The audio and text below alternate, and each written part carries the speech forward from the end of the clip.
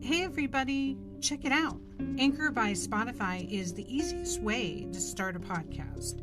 It has all the tools in one place that you need right from your phone or computer to edit and publish your podcast. When hosting on Anchor, you can distribute your podcast on listening platforms such as Spotify, Apple, Amazon, and more. It's everything you need to make a podcast, all in one place. And best of all, Anchor is totally free. Download the Anchor app or go to anchor.fm to get started now. I'm using it right along with you. You're listening to The Frankie Files, FrankieFilesPodcast.com. So today I wanted to go level 2, just dig a little deeper. But basically, let's use the Sunshine Place podcast as a small guide today and just kind of go through a sequence. And I know both of you have unique perspectives because you're a Synanon kid adjacent to family who grew up in Synanon, and then Sylvia, you were there for 10 years. Mm-hmm. Nine plus. Yeah.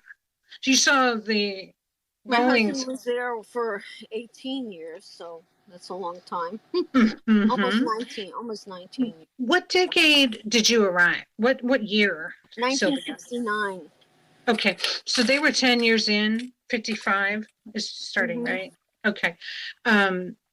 And so the Synanon, you came in as a lifestyler. No, I didn't.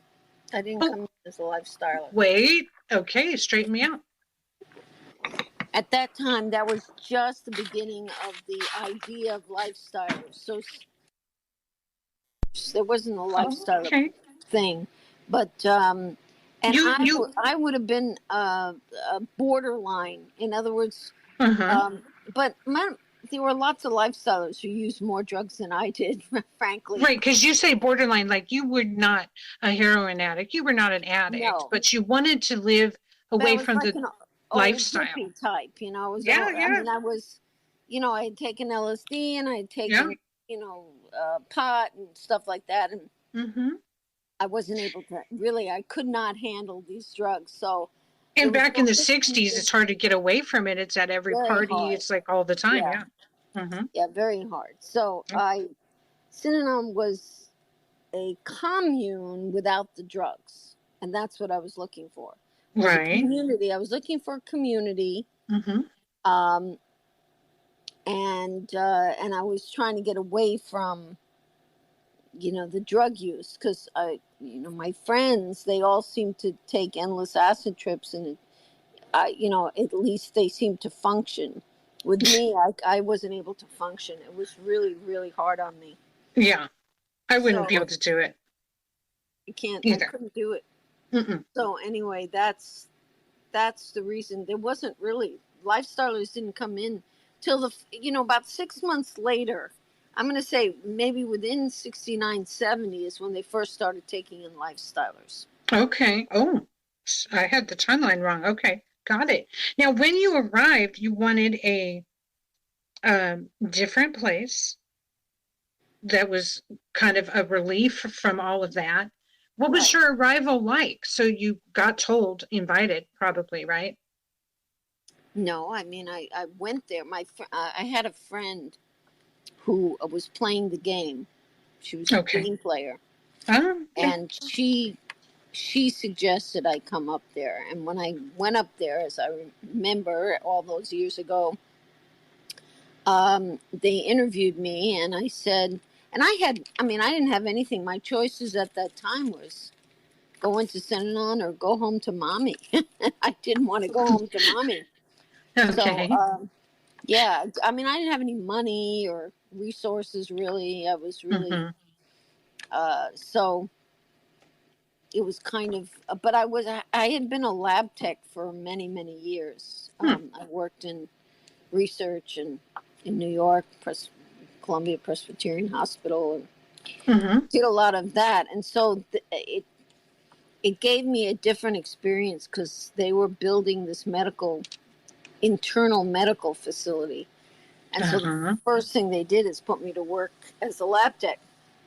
Oh, interesting. Okay, wait. So what location was that? Oakland. Whoa. I didn't even know they built an internal medical lab. We had our own doctors. We had our own labs. We had our own x-ray. We had our own. We didn't want to take people and send them out to facilities. Yeah. So the whole commune idea. At least five doctors. Wow. Yeah. So when they moved in, we had a pediatrician. We had internists. Yeah, it was. We had our own on the I think it was the 9th floor in Oakland. We had a medical facility, so if you were sick, you could recover. You know, we had rooms like hospital. Yeah. We didn't want to send people outside of Synanon if we could have. And the interesting thing to me about this whole like nexus, let me take you. Okay, yeah, you're already free to speak, Sari, at liberty. But when the fever pitch in society that had been reached with addiction at the time, it's hard to understate. It's like there was so many drugs going through the United States. Young people, it was so permeated that it was almost like its own disease. Every drug, just wrecking lives. Soldiers dropping out and becoming acid heads or whatever. My father eventually lost his mind and became a drug addict too. So, like, it was an epidemic. It was like a pandemic, only it was with drugs. Right. My God, I know. I just wanted to try to paint the picture for people who can't visualize, like, why would you want to live in a commune rehab? Because it's a safe place to not step on a hypodermic needle or be forced to reefer madness at a party. It's just not, and yes, you're right. That the thing we've got going on right now is state of emergency. But back in the day, no one questioned. I'm sure there were initial doubts and questions, but the process you guys used in Synanon to rehab someone became a norm. Yes. And first of all, it was like they were given a job and a direction after they got clean off whatever substance on the spot. I'd say that's revolutionary. That's what's different to me. I think so. I mean, I think that. But what was interesting is that, in the first episode, we talked about in episode 39, you and I, and Sari talked about the fundraising, and there was a tremendous amount of money. Society still has not solved addiction.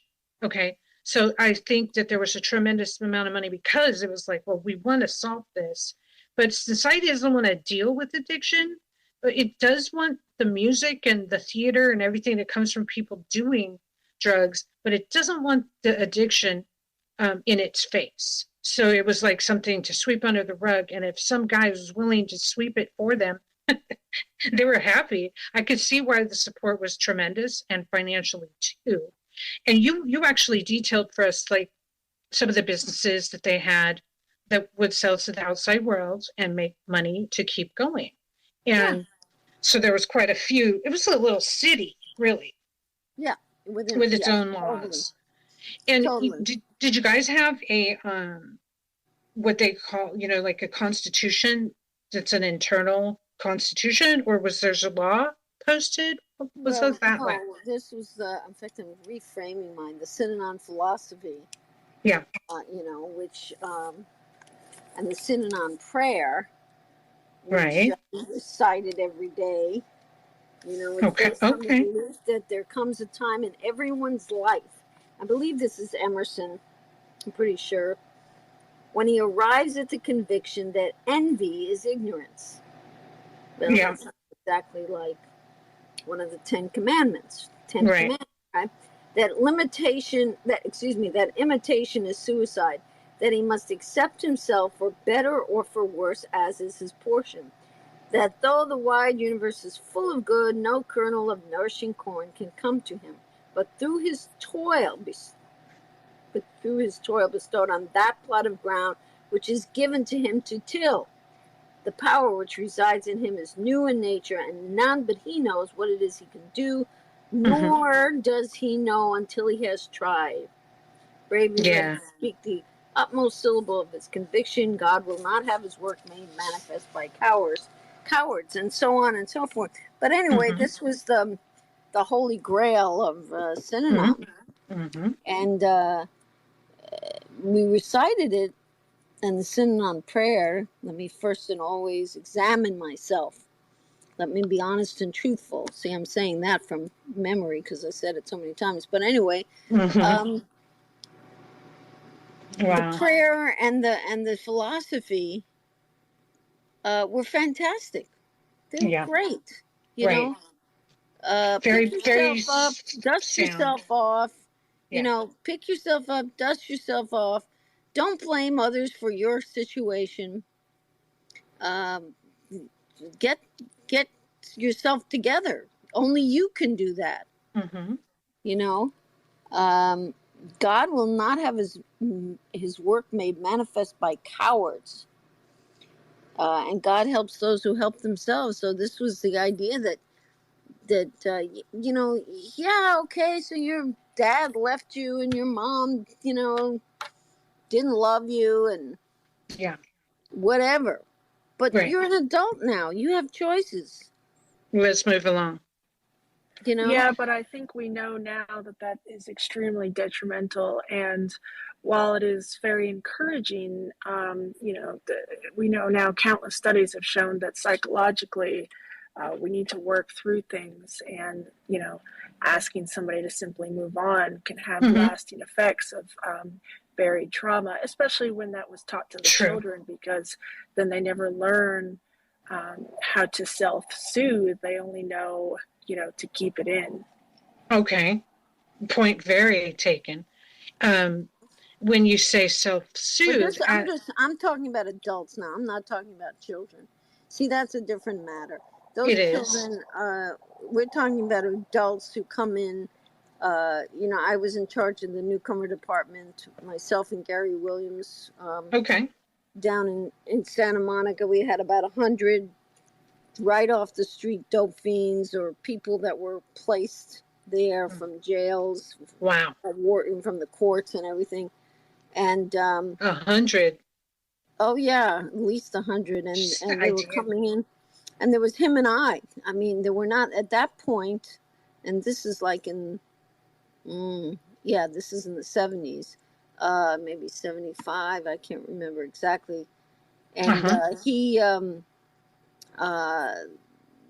those people.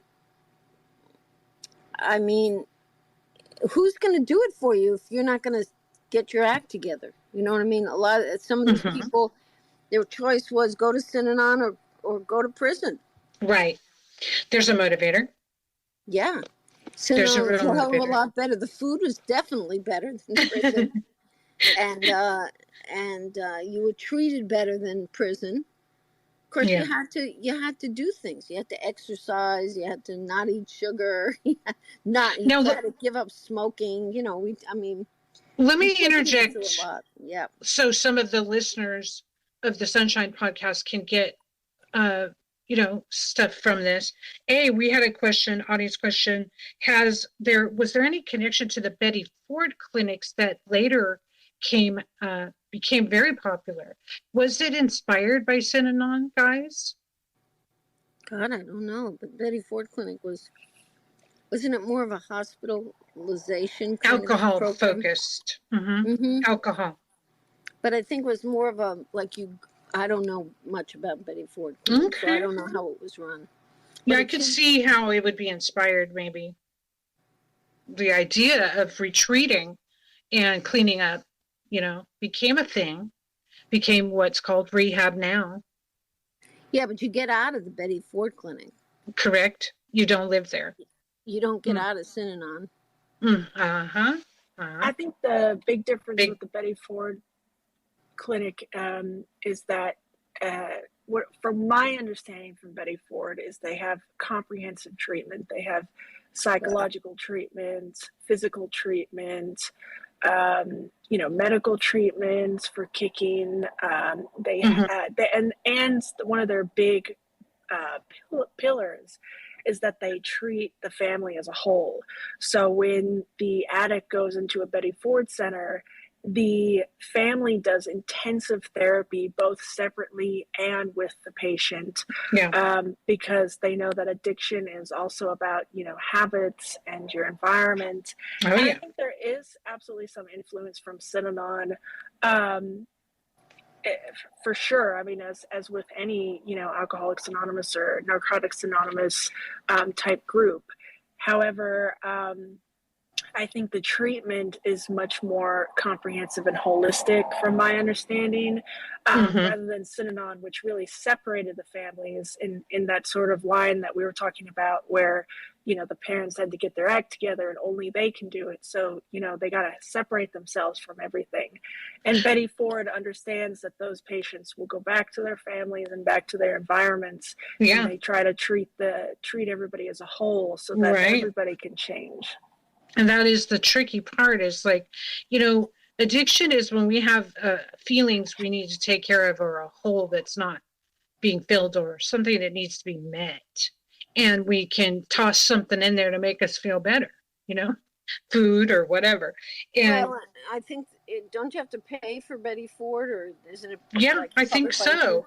And you're right in making the point. Mm-hmm. Yeah, you don't pay for Synanon. So people would come in and they would be taken in, and the lifestylers, were asked to donate their money. But as far as if you were an addict, there was no money involved. So I don't know. Not everybody can afford Betty Ford.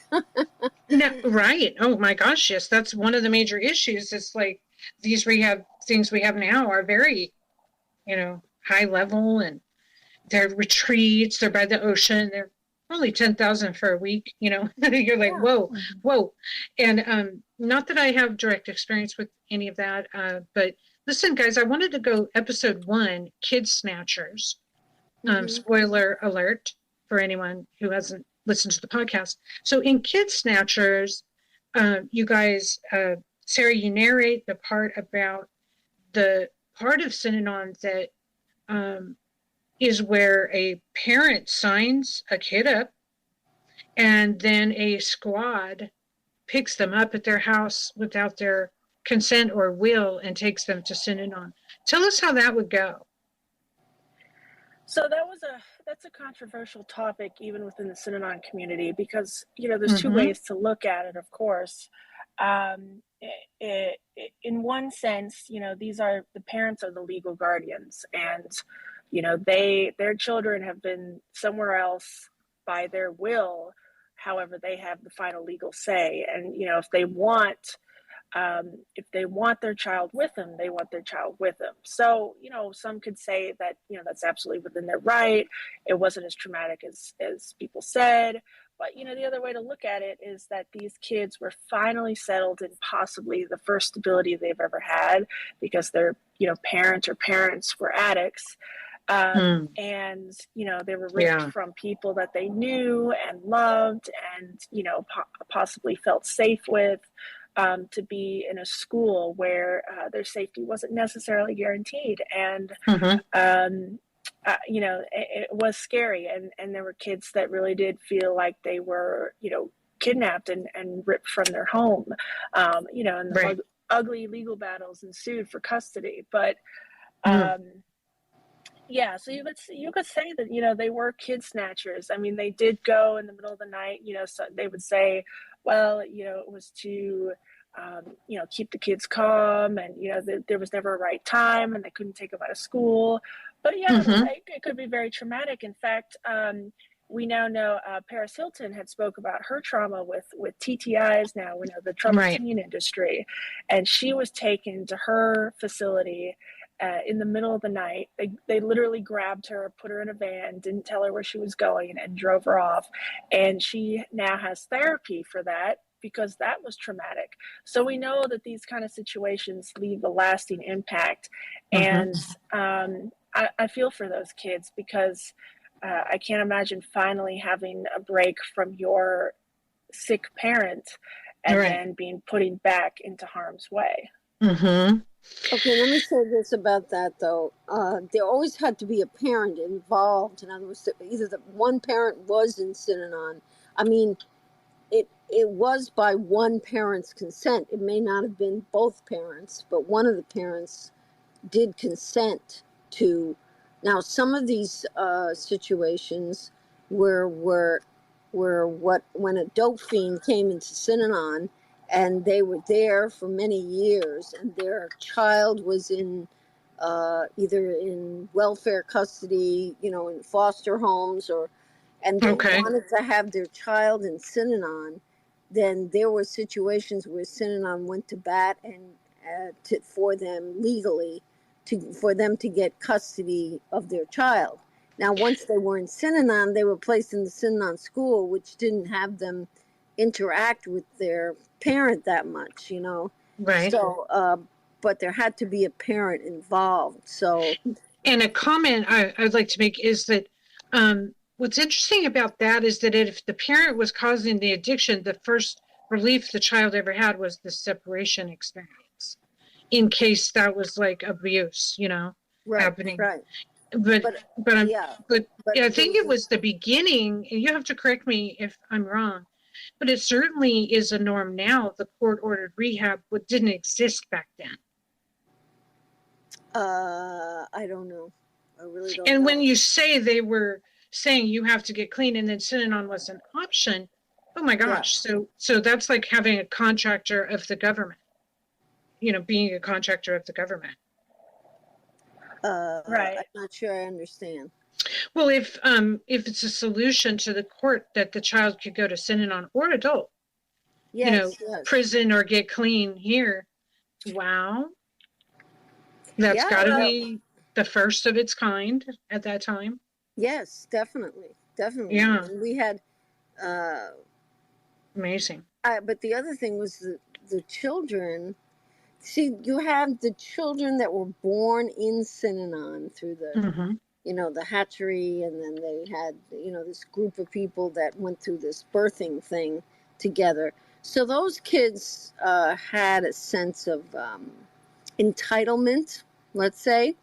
Yeah. Until when kids came from the outside, like the punk squad, but also like just kids that were not in Synanon, where their parents were in positions of authority, or higher up in the food chain, so to speak. Yeah, they were not always privileged. They were not always the nicest to new coming in children who had no idea where they were coming from or what they were doing. They said, "This is we don't have to treat them nice." Now, of course.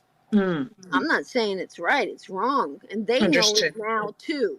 They know it now, too. You'll hear them say, boy, because I mentioned, now I forgot her name. Sari, you'll have to tell me.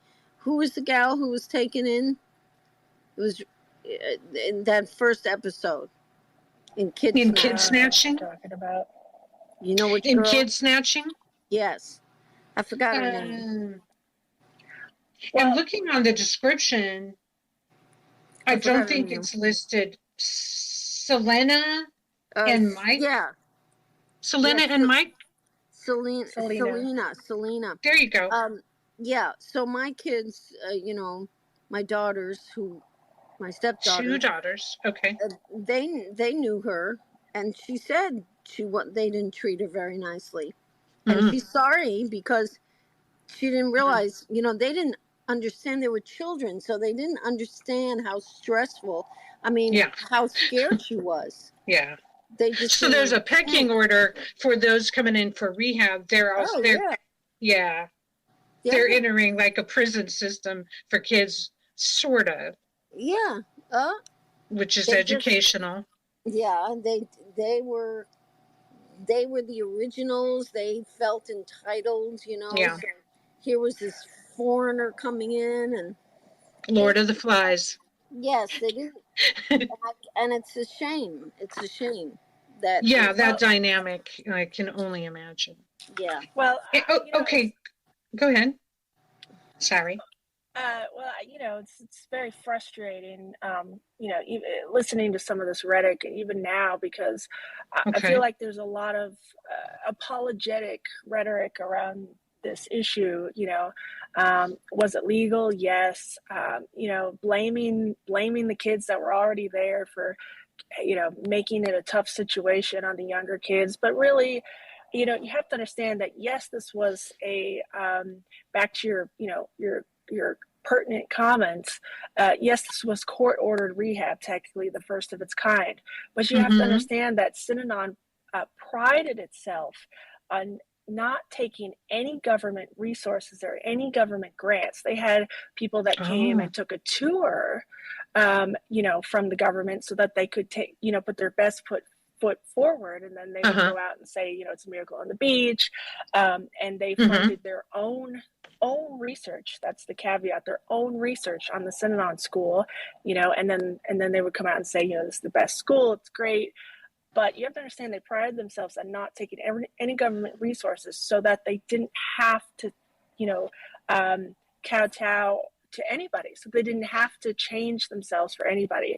And these were not regularly inspected facilities. These were not regularly inspected schools. You know what I mean? So there's a lot of apologetic rhetoric from the Synanon community about how these kids were treated, whether or not, the kids created a poor environment themselves, whether it was technically legal, but this was not an inspected school. And, like I said, I think there's very real trauma from these kids, about being taken in the middle of the night. And okay, let me ask you, this is very great nuance that I love to find out about this type of historical event, because first of all, you did just set me straight. There was no contractor set up. So the money coming in was from private donors or parents or community donations, or the who came in businesses, who gave up all their assets, or Synanon businesses. No, those two things I did. I knew the Synanon business, but people gave up assets at the door. Oh, absolutely, yes. Absolutely. Oh, that's the whole lifestyler thing. That's the /commune. It's sold their houses and gave the money to Synanon. Stocks, bonds, anything they had, they liquidated. That's still the cult norm today, my friends, rehab or not. Okay. A relevant story to this and the kids, but there was one child, I can't remember who it was. There was one child, she was there for years, and her only secondary legal guardian was her grandmother, the only one else outside the community. I think her mom brought her into Synanon, as an addict. And her grandma passed away and left her an inheritance, and this child, she had nothing else. Her mom came in, as an addict, and, they didn't have much. So, I think it was something like $8,000 or $9,000, which back then was enough to pay for college, start a life, put, get a house, down payment. It was a lot. And Synanon seized everything from that child because it claimed that the child's property, the child was part of Synanon, and therefore the child's property and the child's inheritance was part of Synanon. So the child left Synanon with nothing, even though her grandmother basically left her life's assets to her. Oh my God. Well, you can say that. Okay, I'm going to give you the Synanon story on that. Okay. But you have to understand also that some of the dope fiends that came into Synanon left their children, split, and left their children behind. That's what they did. I was very close to this one child. Right. And I actually, she was a baby. I saw the mother running down the street, and I said, "Where's the baby? Where's the baby?" And I went in there, and I found the baby in the crib crying. I mean, that's how crazy some of these people were. I can't imagine how you just leave your child. She was not the only one that were left behind. But the Synanon philosophy on that was, well, we spent all this money raising you and caring for you and your medical bills. So that's, that's what the party line would be, that insane. You should, you should donate that to the cause of Synanon. Yeah. Now, unfortunately, when Synanon was poor, I could kind of get it. But when Synanon became very wealthy, that's another matter. You know, the idea Interesting. was a commitment to the one community. It was that you were, there wasn't such a thing as the outside, you know? I mean, it didn't hardly exist. Right. So, Wow.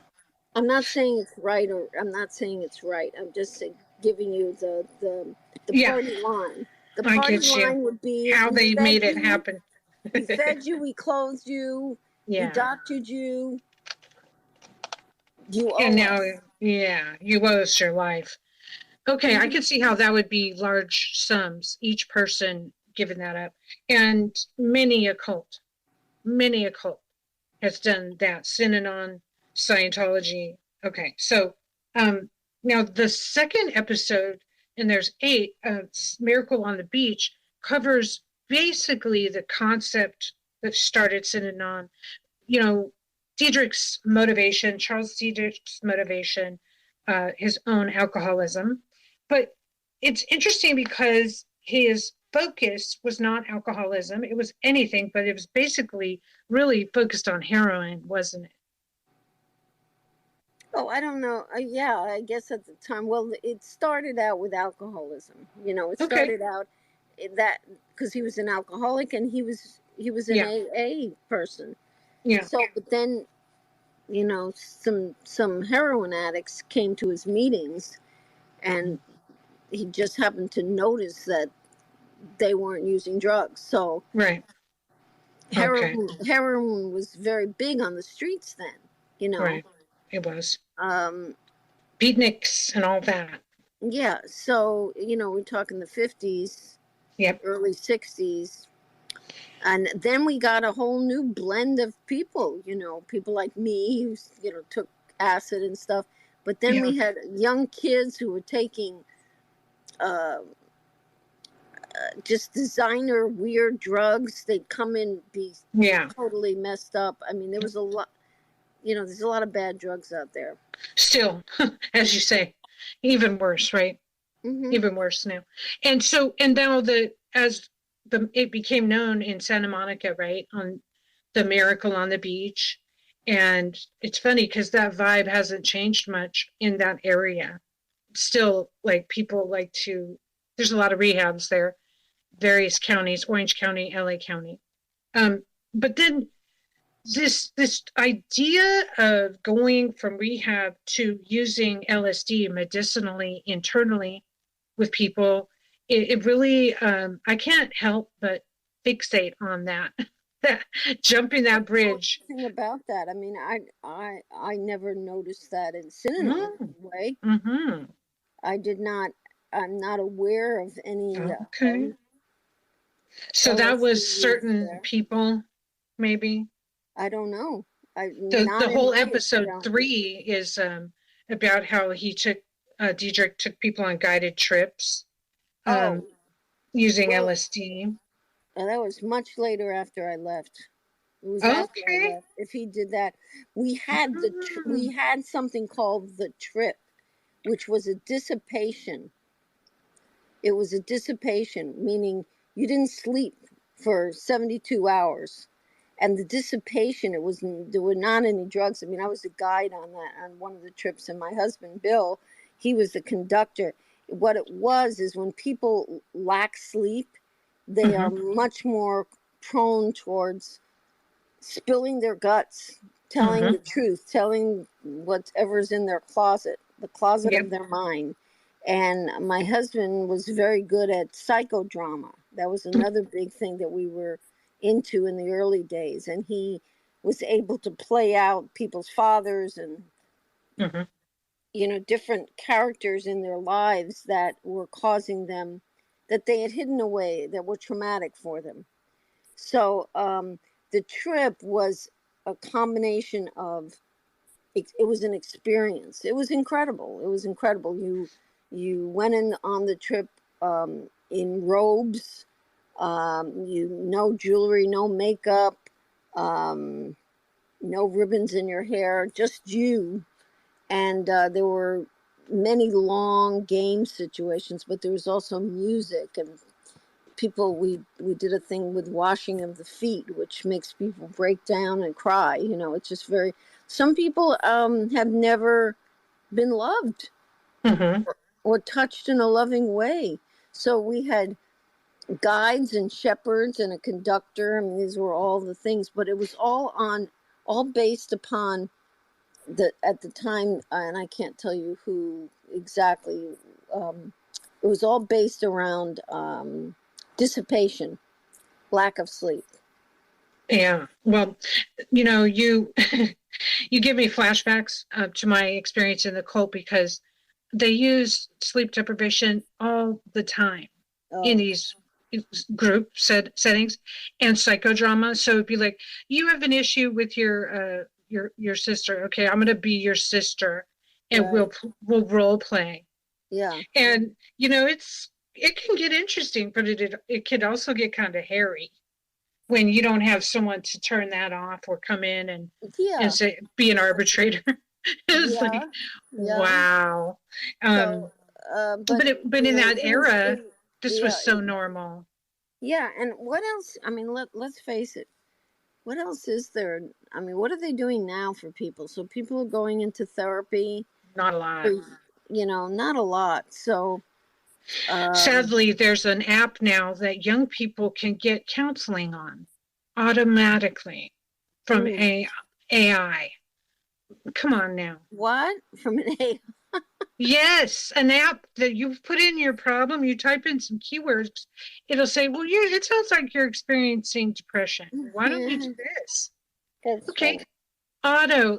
Like when this problem is from lack of love to begin with. All of it, in my opinion. Okay. And the end result of the trip was, one, people were very much tied into Synanon. I don't know of anybody who left Synanon right after the trip for quite a while. I mean, they were very, and also there was, if the situation was good, and I, as I said, I was fortunate enough to be a guide in one of the trips. There was just some beautiful things that happened between people. I think people did end up feeling loved and part of the human race again if they had lost that sense. So it was a very significant. So you went on a trip when you were about in Synanon 6 months or more. Oh, okay. There was a whole sequence to it.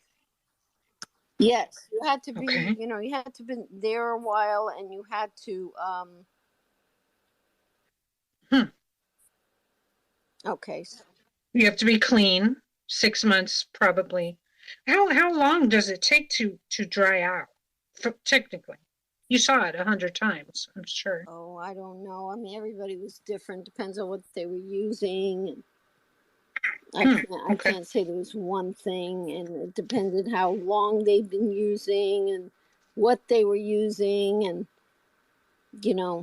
I would say that it was troublesome, because I do look back on it now and think that there were some people who really suffered through the withdrawal period. That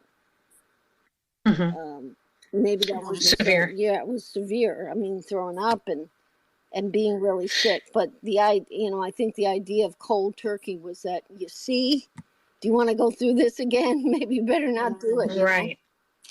A threshold to pass through. Well, it's interesting because late in life, recently, I spoke to a nurse, just conversationally, and she was telling me alcohol is physically more addictive. You could die from an addiction to alcohol than LSD, heroin, or any other drug. And I said, really? Wow, that's not what we are told as a society. Because, society believes heroin is the most addictive drug. She said alcohol is the most addictive drug. It's the hardest. And if you go cold turkey, you can actually die. I said, oh my gosh. I'm not surprised. Like the propaganda is so strong on alcohol. They want to keep those sales up. Okay, I'm one of those people who stopped drinking, and I don't regret it at all. I feel so amazing, like much better. But it's so in our society, it's so permeated. There's no question about. It's a salve people use to drown sorrows of society. Yeah. So, okay, but it was pretty harmonious. Necessarily, there wouldn't be like too many flare-ups of violence, because there was no violence allowed until later. And that would begin in episode 4 with the pump squad. That I guess I don't know what ushered in the major change of heart, but it was pretty extreme. From peaceful, verbal argument only to punk squad. What on earth was the beginning of, why did that change? Chuck's paranoia Just got the better of him. Yeah, he was, he was certain that they were coming after him. They were coming after Synanon. Yeah. And he was right. And maybe they just, I don't know, maybe the agencies. Yeah, the tax, he had a tax exempt status that they were so wealthy and they had so much, and yet they still had a tax exempt status, and we had all these businesses and stuff. So yeah, maybe he had something to be paranoid about. Started getting messy. Yeah. And established, and so established. It was like, you guys have people referring dope fiends to you, like, just, constant. So yeah, okay. That was that. And then the breeders, it's extremely severe. When they just, that point in the story where they decide that no one is going to breed anymore. But you had already talked about, I don't know if there was already the infirmary at that time. There was already kids there that people had abandoned. I mean, I can see how that'd be an incredible liability. First of all, it's like, babies? Okay, rehab kids is one thing. Babies? That's a lot. So was the infirmary already there, or did this breeder exclamation from Chuck, no more breeders, is that when the infirmary began, and then it's like, this will be the last of the babies? No, you're talking about the breeders group that had babies. I think you're mixing it up. We had a whole medical. I am mixing it up. Tell me, straighten me out. So no, the idea was, and it's at first, it just sounds ideal. You get a group of people, and Gary was one of them. He had his son that way with Tanya. You get some couples, and they say, I want to have a child. So they live together, okay, and they think that's the breeders group. They get pregnant. They go through pregnancy and birthing together. They have each other to go through the experience. They have, they game each other. Then they can help. You always have a babysitter. Yeah. Right? And everybody's very close. The children are close. They grow up together. Eventually, the children go into the school. But if you think about it, I know when I had Sari, I was alone. My parents, my mother had a stroke. I didn't have anybody to help me. I mean, I hired a doula. I could see where having other couples in the same situation you're in be just a real boon. I mean, I'll be honest, though, it's a bit spooky, like, to plan it like that, but I know people do, like suburban people do too. Well, you hear people, my sister's pregnant and I'm pregnant at the same time. Yeah. I don't think there's anything innately wrong with it. There's nothing wrong with it. Chuck's business about not having any more children, I mean, that was just because he couldn't have any more children or didn't want to. And he said it had to do with the world population. I don't believe that. I don't Yeah. think that. Yeah. Because Reaching. we didn't take in orphan kids from Sri Lanka, all of a sudden. No. No, we weren't taking, a slew of orphans in all of a sudden because we were trying to save the world's population. No, he'd get these whims. He'd read something about the world population, and suddenly we're not having any more children, and all the men have to have vasectomies, and Yeah. it was extreme. It was definitely extreme, and there were many people. As you know, if you've lived in a cult, there are always those who want to be good soldiers. Yep. Want to follow the course. They just close their minds to any discretion. You're correct. And unfortunately, certainly towards the end when I was ready to go, I really felt this way, that some of the people who had very little power in Synanon, very little power, when these issues that didn't really affect them came about, they suddenly became maniacs. I mean, they pushed the claws because that gave them power somehow. And that's very culty. Yeah. So, and I'd look at them and I'd say, "What did you ever do in Synanon? Now all of a sudden you have something to say. You never did anything. Why are you so adamant about these things? Why are you're supporting this garbage? Where did that come from?" So I don't know. I honestly, cult. You see it in the U.S. of A. People will blindly follow without any thought. There's no doubt about it. Sari? Yeah, and to clarify for the listeners, when the podcast talks about breeders, there very well may have been a support group, but when we talk about the breeders, we're talking about a group of people that either came in pregnant or were already pregnant when the mandatory abortions and vasectomies happened, and either couldn't or refused to get an abortion. And they were somewhat outcast because, nobody else was getting pregnant at the time or allowed to get pregnant at the time. And I can understand, just, kind of like if you saw The Handmaid's Tale, there's an element of jealousy and longing. If you feel like you sacrificed something, a big part of yourself to be part of something bigger, but you felt somebody else didn't have to, even though, they're just exercising their choice, or somebody coming in already pregnant and, are only decide to come in if they're, allowed to keep their pregnancy. There's so much to unpack there. I don't know of any situation like that. I do know of a situation with at least 2 women who did, because of the change in the rules, did consent to getting an abortion, which I was totally 100% against. I was in the games with them. I said, "Don't do this. You're crazy. This is disgusting." Yeah. And, I knew I had to leave because I thought that it was immoral what was going on. And Sylvia, very late term, right? Yes.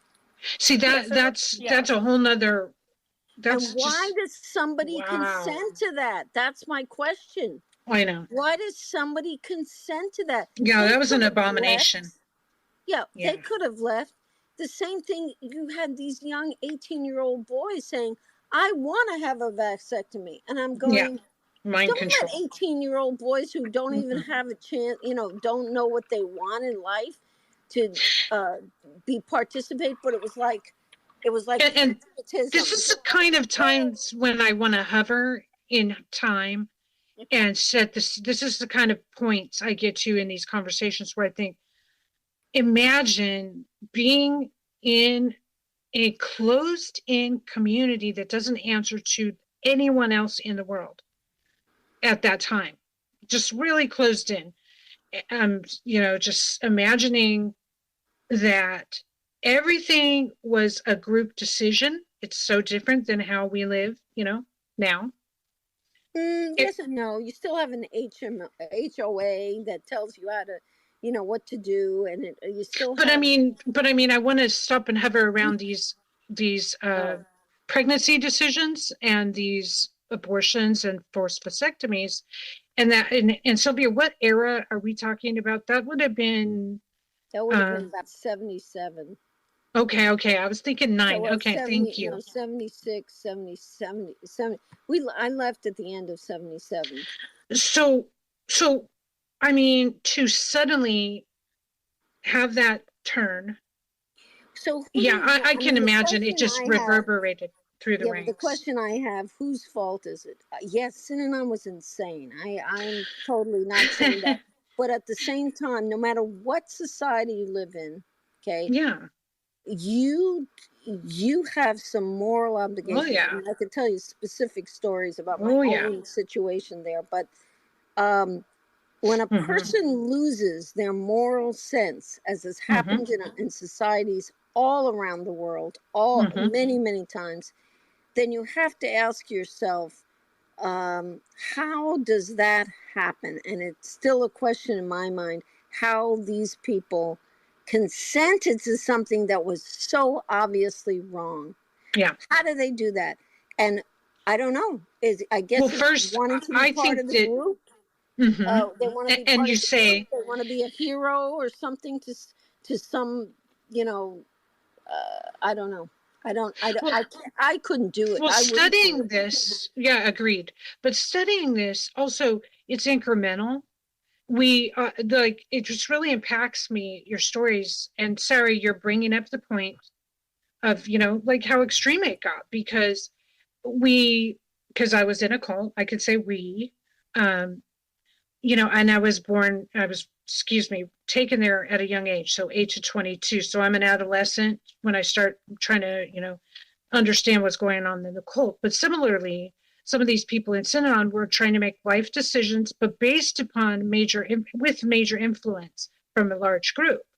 And to have, as our, free will gets weaker and weaker, because groups are telling us this is a good idea or whatever, you give it up. And it's a choice incrementally to give it up. And it's so, it's a cautionary tale. Just when when you start saying, there's a facility on premise and there was mass vasectomies, we have reached a nexus of decision point in time historically. This is insane. And that he decided it wasn't, sounds like Charles decided it was not good business to have kids. So let's get that out of the way. I don't know, but I would say it wasn't cost effective. Kids are not, true about that. And on that incremental, brainwashing we talked about, not, again, I hate to use apologetic rhetoric because I'm not excusing people out of their own actions, because sometimes we have to take a step back, but you can put yourself in their shoes in some ways. And we know with like Nazi Germany, regular families were opposed to many of the heinous crimes, but kind of just sat back and said, I don't want to get involved. But in this situation, you took, some of them were squares, but you took some of these people who were addicts, homeless, on the street, nothing to their name, and their choice is have a late-term abortion, or at least in their mind, have a late-term abortion, or take your baby and go be homeless, hungry, on the streets with nothing. In Synanon, you have a job, you have a life, possibly a partner. And I could understand in some ways, not, to justify it, but why somebody might make such a heinous decision, feeling, like, there's no life outside of Synanon. And unfortunately, Synanon was great at rebuilding people, but not so great at preparing them for life after Synanon. And unfortunately, there's a lot of relapse amongst the Synanon community, especially right after the disbandment of Synanon. And unfortunately, still today, we are trying to understand how to reduce that, because that is an ongoing problem. How do we prepare addicts, not just in rehab where they're safe, but outside of rehab where they have to make their own choices? And so I think that's why a lot of people made the decision that they made, because they didn't feel like they had any quality of life otherwise. It's an extreme. The two people that I'm aware of that did have the late term reversal, one was a drug addict that had been in Synanon quite a long time, and the other one had come in as a square.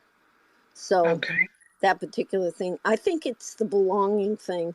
I think, it's so important that they belong in this community that they're willing to do anything. And that's just scary. Well, it is. And it became an institution, not just a community, right? Because it's like a job, community, laws, rules, lifestyle. It's Sari. But also the squares, you have to understand that at that time, the squares that were coming in had given all of their assets and all of their property to Synanon. So in some ways, it was the great equalizer, because they too would leave Synanon with nothing.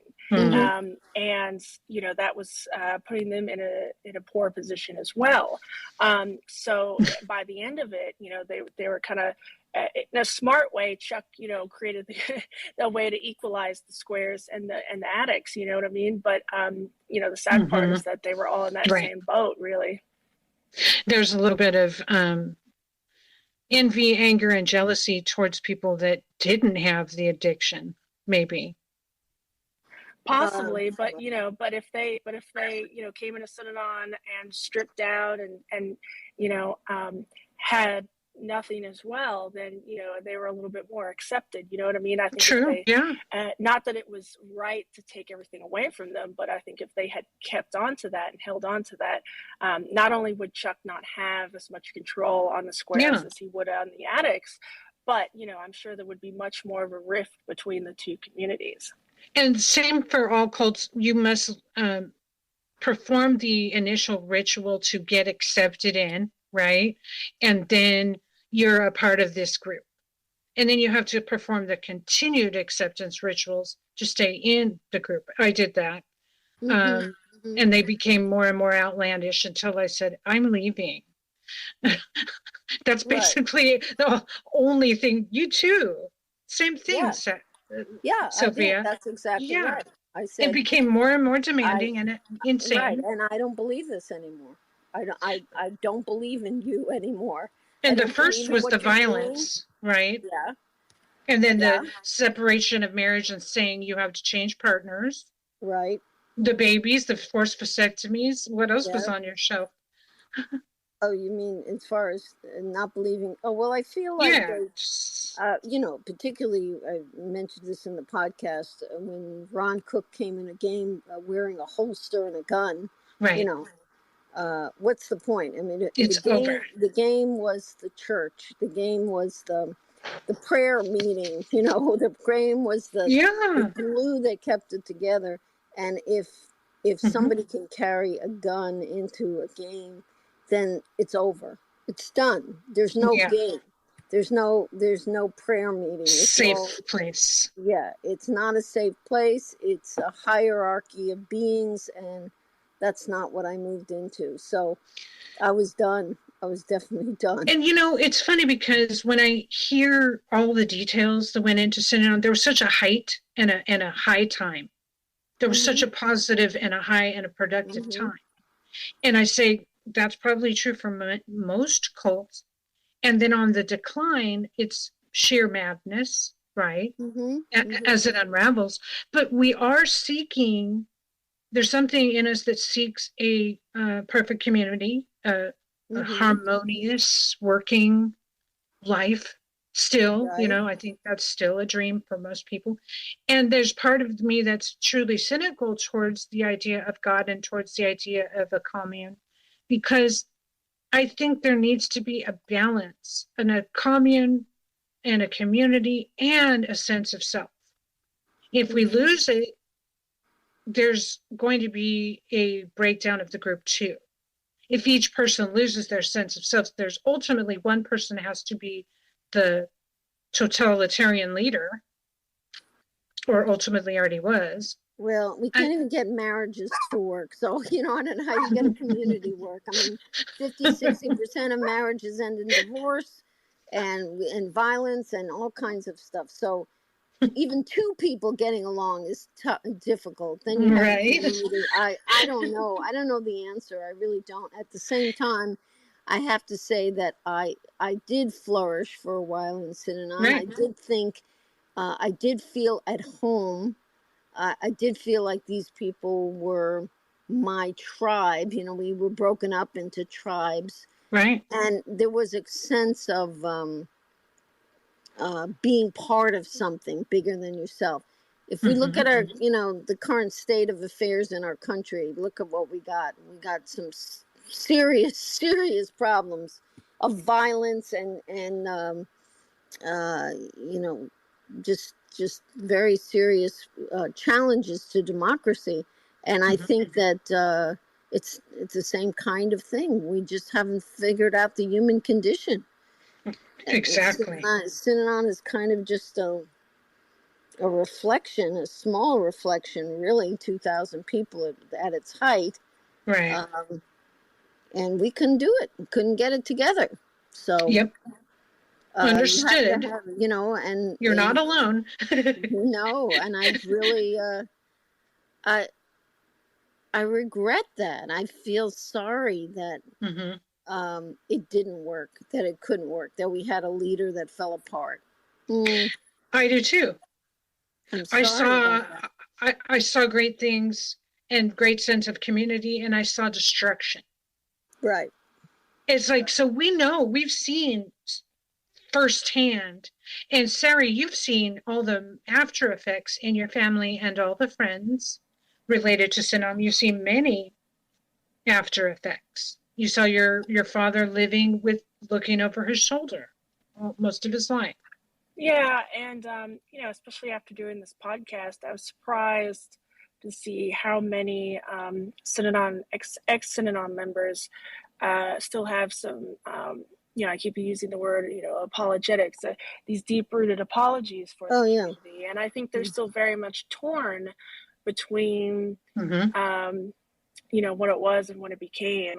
But I'm sort of far enough removed where I think we have to be honest with ourselves. And but it's very hard because even having a discussion about Synanon to any ex-Synanon member, you never know how they're going to feel, and it was a big part of their lives. So I mean, I can imagine it would touch every facet of their lives, their relationships, their finances, their education, their core beliefs, even to this day, for sure.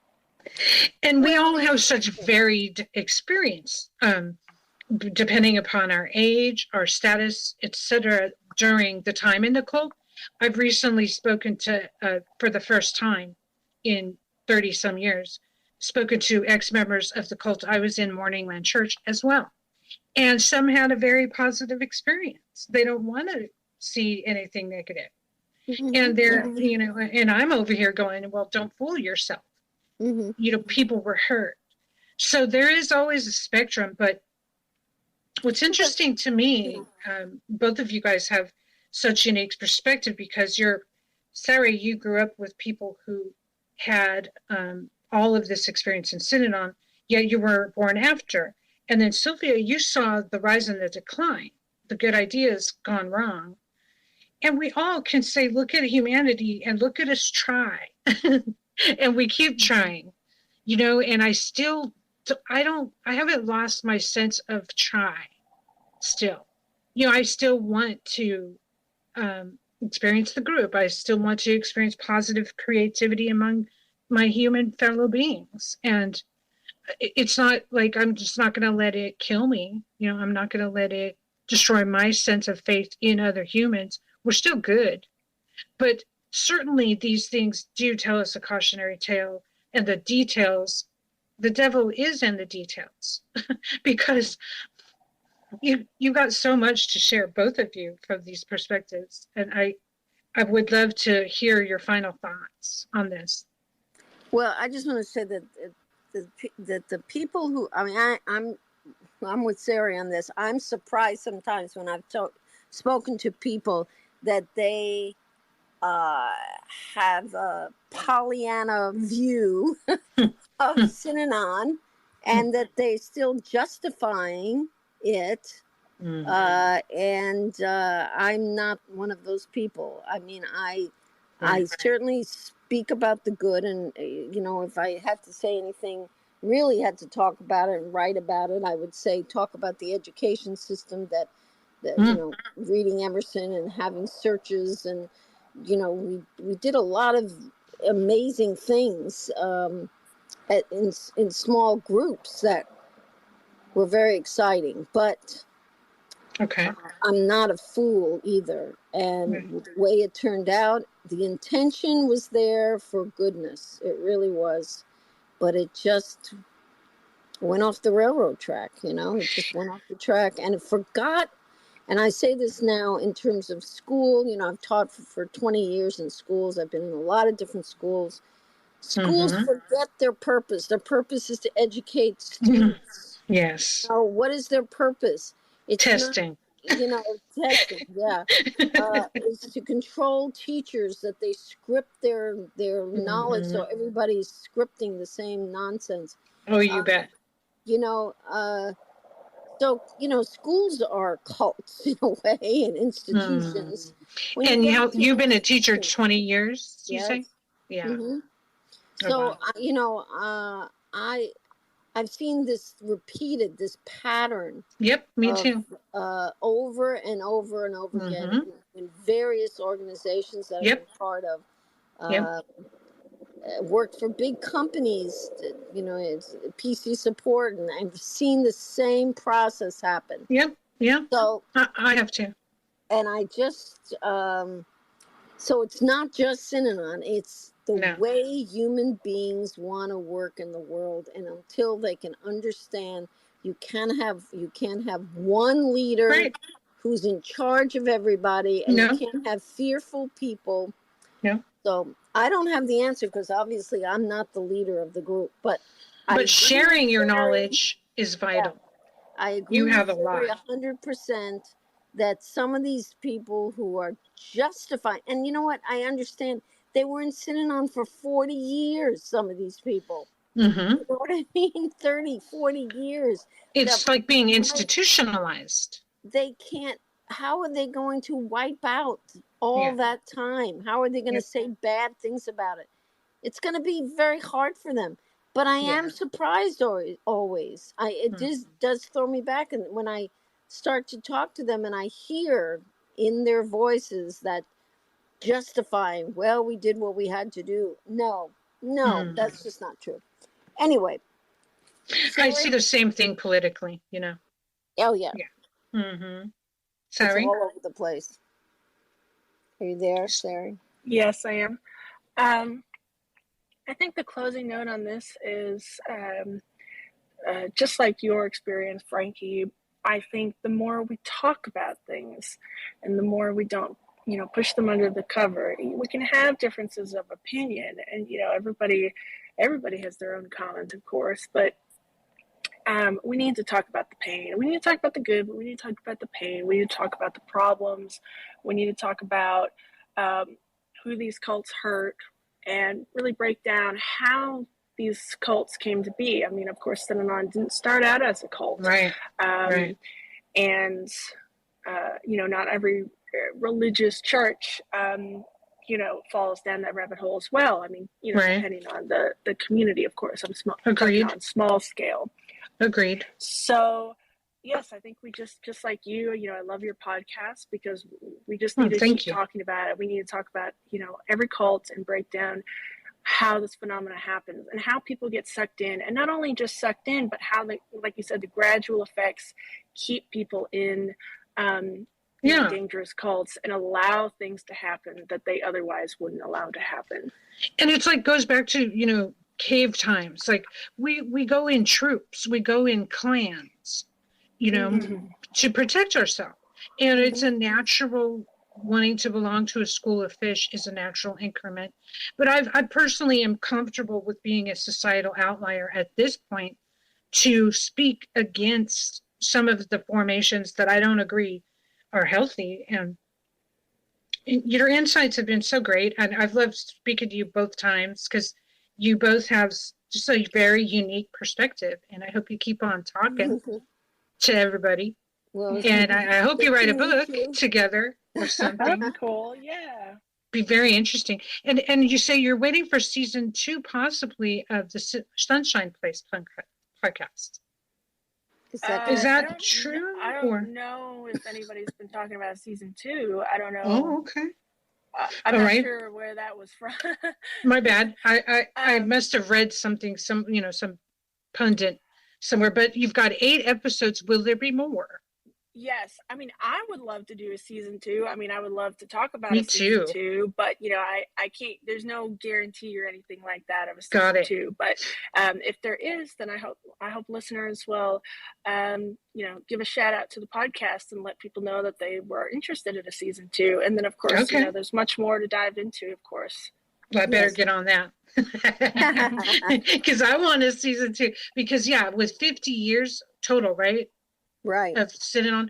It's like Morningland also has been 50 years, but not the numbers. The things, the institutions that were spawned from Synanon make it historically significant. Extremely, Yeah. And I think people definitely need to know more about that because we got the troubled teen industry and institutions going right now hurting people. Yes. It's not working. That would be another level of topics to delve into for sure. It's definitely one that I'm watching now. Cult Folk podcast has done a tremendous amount, and she continues to do a tremendous amount of research on troubled teen. And I recommend you guys check those out. I think she's got like 20 episodes on various, with multiple people on this topic.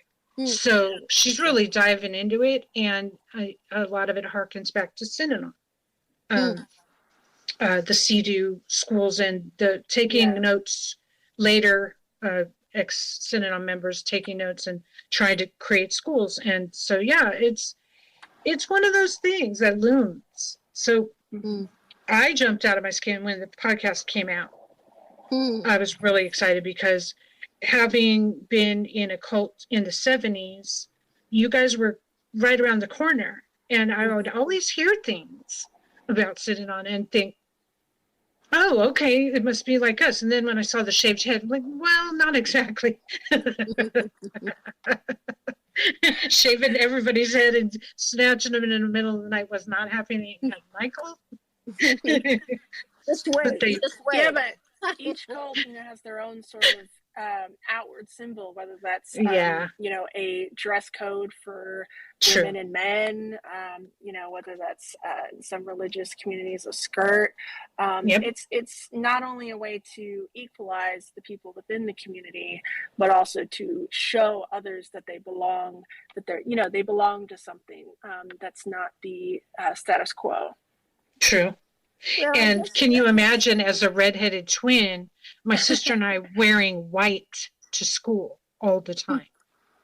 Wow. That's, and we had bandana, like a tiara that just goes around on the forehead and really long hair. So, we were like these 70s, I don't know what the words are, but cult members, I believe is the word. Yeah. I was there. Well, kudos to you both, and thank you again for talking with us today. Take care. Thank you. Yes, thank you. Much love to you both, and thank you for speaking with me here today. Bye-bye, guys. Bye-bye. Bye-bye.